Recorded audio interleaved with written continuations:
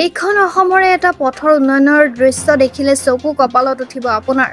পথগুচিৰ পুখুৰী হ'ল উন্নয়নৰ নামত যেন একো নহল। পথ নহয় যেন মৰণ ফান, যাৰ বাবে উত্তাল প্ৰতিবাদ ৰাইজৰ। ভোট বৰ্জনৰো দিলে হুংকাৰ। বৰ্তমান ৰূপহীহাট সমষ্টি আৰু পূৰ্বে ধিং সমষ্টিৰ অন্তৰ্গত জুৰিয়াৰ ফুৰখানিয়াটিৰ পৰা বালুচৰ যোৱা পথটোৰ বিগত ১৫টা বছৰে ধিঙৰ বিধায়ক আমিনুল ইছলামে পথৰ মেৰামতিৰ নামত কোনো ধৰণৰ পদক্ষেপ গ্ৰহণ নকৰিলে, যাৰ পৰিপ্ৰেক্ষিতত জিয়াতো ভুগিছে ছাত্ৰ-ছাত্ৰীকে ধৰি সাধাৰণ জনতাই। বিপদত সংকুলভাৱে অহা যোৱা কৰি দৈনিক বিভিন্ন দুৰ্ঘটনাত পতিত হৈছে সাধাৰণ জনতা, যাৰ বাবে পথটোৰ মেৰামতিৰ দাবীত অসম সংখ্যালঘু সংগ্ৰাম পৰিষদ নগাঁও জিলা সমিতিয়ে চৰকাৰৰ বিৰুদ্ধে উত্তাল প্ৰতিবাদ সাব্যস্ত কৰে। নিশ্চয় দেখি পাইছে, নিজ চকুৰে দেখা পাইছে এই বালুচৰ ফুৰখানিয়াটি গাঁৱলৈকে আমাৰ মুকুন্দাহাটীলৈকে এইখিনি ৰাস্তাত ১৫টা বছৰ ধৰি জৰাজীৰ্ণ অৱস্থাত হৈ আছে। আপোনালোকে আজি নিজে চকুৰে দেখা পাইছে যে ইয়াত আমি মৎস্য পালন উৎপাদন কৰিব পাৰিম, এনেকুৱা এটা ৰাস্তা গড় কাপ্তানি বিভাগৰ এটা ৰাস্তা এনেকুৱা অৱস্থাত হৈছে, যিটো ৰাস্তাত মানুহ মৰি আছে, যিটো ৰাস্তাত মানুহ প্ৰত্যেক দিনাই দুখ পাই আছে। আমি এই ৰাস্তাৰ কামখিনি গোটেই অসমত দেখাব খুজি আছো যে আমাৰ আগতে আমাৰ আমিনুল হাজি ডাঙৰীয়া আমাৰ ইয়াত বিধায়ক আছিলে, ইহঁতে ঠেলা জোৰা কৰি এই ৰাস্তাখন কৰা নাই। এতিয়া বৰ্তমানে আমাৰ নুৰুল হুদা ডাঙৰীয়াৰ সমষ্টিত এই ৰাস্তাখিনি আহিছে। নুৰুল হুদা ডাঙৰীয়াও এতিয়ালৈকে চকু মেল খুৱাই দেখা নাই। এইবাৰী এই কাহৰি পিলাই হৈ গুচি যায়, কিন্তু এইটো ৰাস্তা দি নোসোমায়।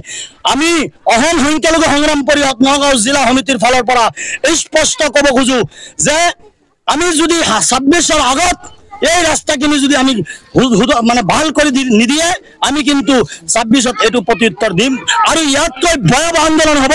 এই ৰাস্তাখিনি স্তব্ধ কৰি দিয়া হ'ব, এইটো আমি প্ৰত্যাহ্বান জনাইছোঁ, এইটো আমি হুংকাৰ দিছোঁ।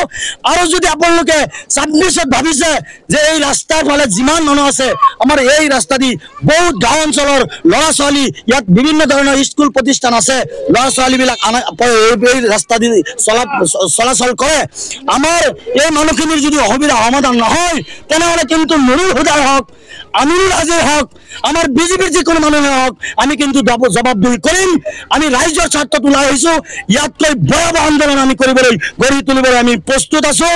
আৰু বিজেপি চৰকাৰক এটা কথা সকীয়াই দিব খোজোঁ, আপোনালোকে ফটা লেকচাৰ বাদ দিয়ক, উন্নয়নৰ নামত বেকু বাহনা আপোনালোকে বাদ দিয়ক। উন্নয়ন বাদ দি আপোনালোকে খালি একমাত্ৰ হিন্দু মুছলমানৰ ৰাজনীতি কৰে। এই ৰাস্তাখিনি আপোনালোকে চাওক। আমি গোটেই অসমত দেখাব খোজোঁ যে মুখ্যমন্ত্ৰী ডাঙৰীয়াই কয় আমি উন্নয়ন কৰিছোঁ, এই উন্নয়ন যে ৰাস্তাত নাকি আমি মৎস্য পালন উৎপাদন কৰিব পাৰোঁ, এনেকুৱা পৰিস্থিতি হৈ গৈছে। ১৪টা বছৰ হৈ গ'ল, এতিয়ালৈকে এই ৰাস্তাখিনি আমাৰ এই ঠাইখিনিৰ নাম হ'ল ফুৰখানিয়াটি বালুচৰ বুলি কয়।